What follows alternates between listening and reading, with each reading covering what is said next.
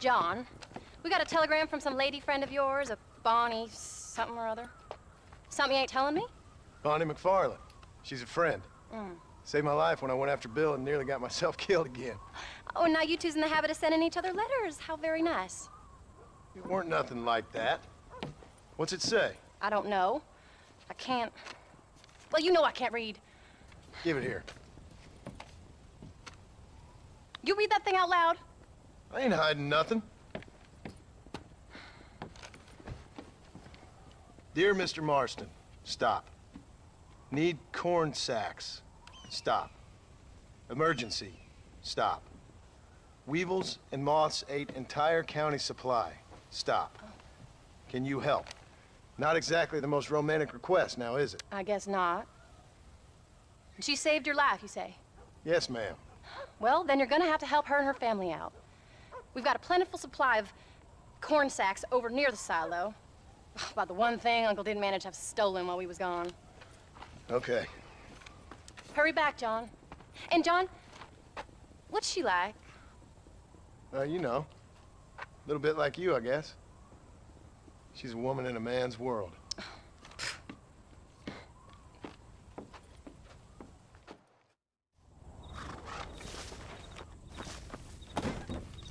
John, wait! I changed my mind. I'm coming with you. Well, come on then. Let's get going. I don't think I can let you go off again without me. Fair enough. I'm glad of the company. You only had to ask. Ask? I was waiting for you to ask me. I thought you'd want to keep an eye on the boy. Oh, while you were off cavorting with cowgirls in the next county? I don't think so, John Marston. You only just got home.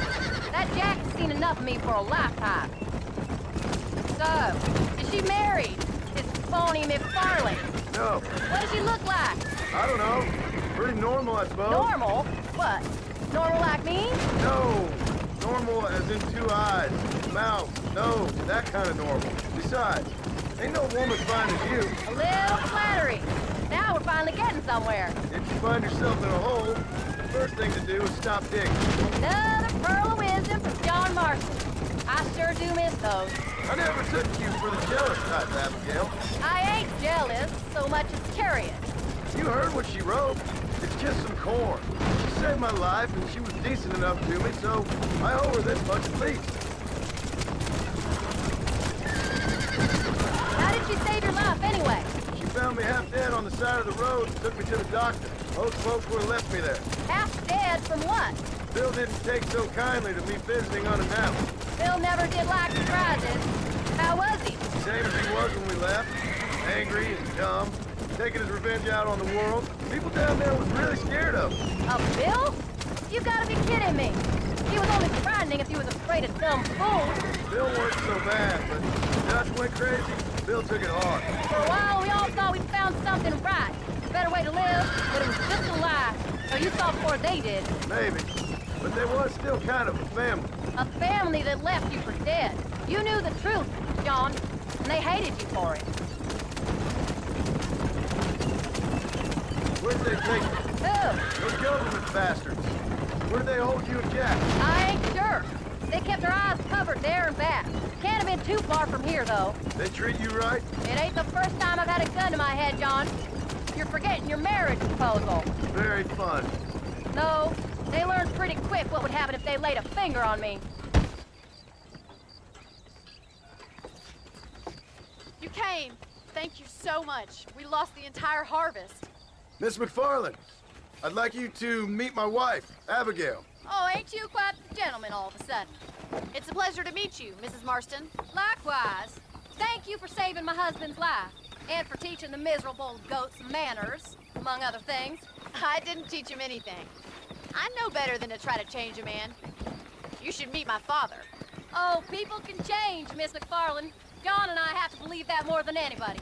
This is a decent first harvest for you, John. You should be proud. That's good land you got there. How are you feeling, Mrs. Marston? From what your husband told me, it must have been awful for you. I've been through worse, and I knew he'd be back before too long. He can't cook a meal to save his life. Abigail, In my darkest hours, when I was most homesick, just the thought of one of your rat meat stews kept me pushing forward. Well, about as amusing as a weeping saddle sore, ain't he, Miss McFarland? If you're gonna start yammering about women's work, John, I'd say you might be in the wrong company. I'd say so too. I never felt so outnumbered.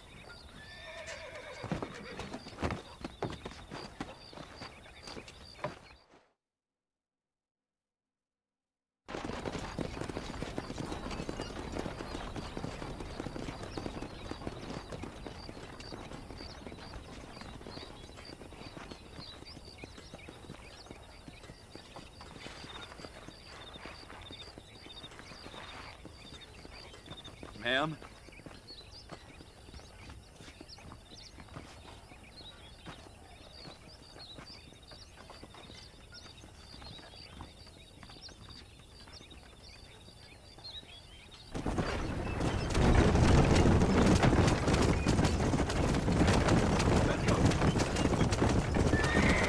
So that was the famous Bonnie. That was her, all right. She's pretty. She's normal, like I said. Well, you always wanted to be a rancher.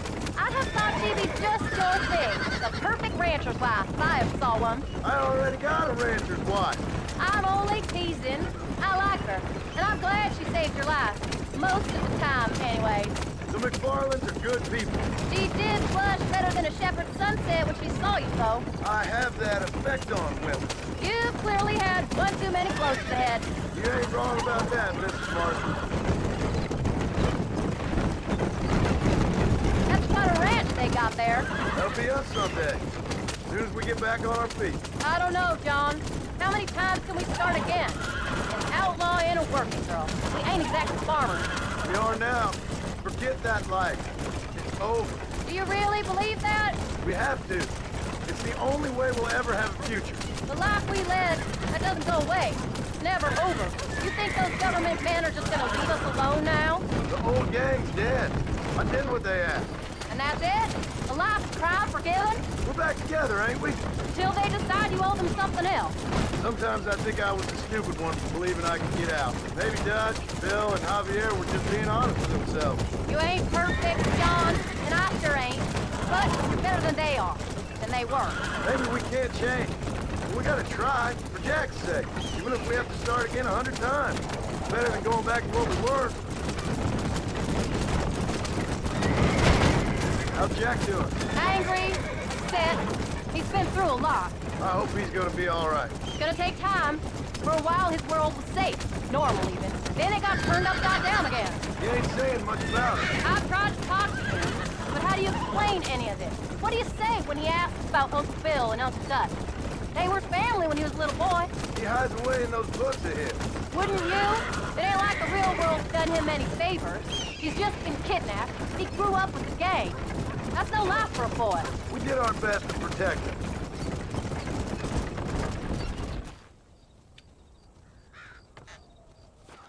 We did good today, John. I guess I better go fix us something to eat.